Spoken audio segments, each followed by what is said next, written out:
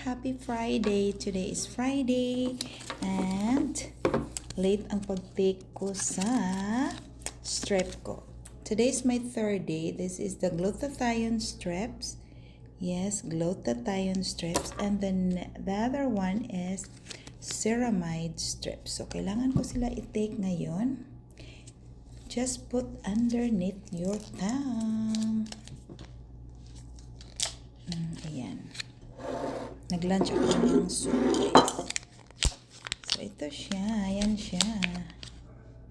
So, it's a tiny strips. Ayan, makikita nyo. Tiny strip. Lagay mo lang siya sa tongue. Huh? And then it will melt. That's the ceramide strips. Masarap siya, guys.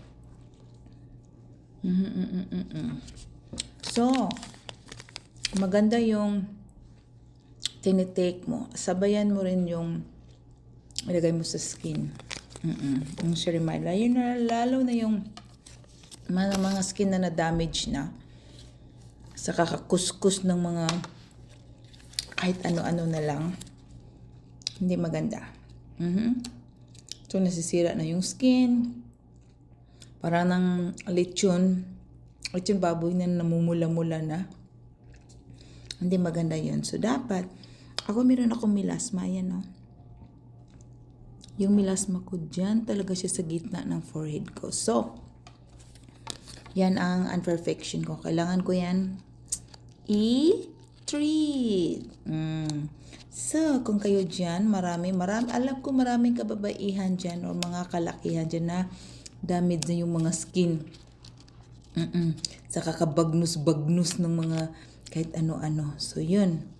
Dapat mag-take kayo, maglagay kayo ng sira. Kaya nga sinabing ceramide kasi sira na yung mukha mo. Kailangan mong i-treat yan para bumalik sa dati.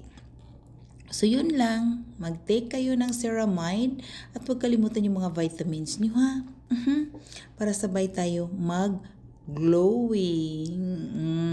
Para blooming, 'di ba?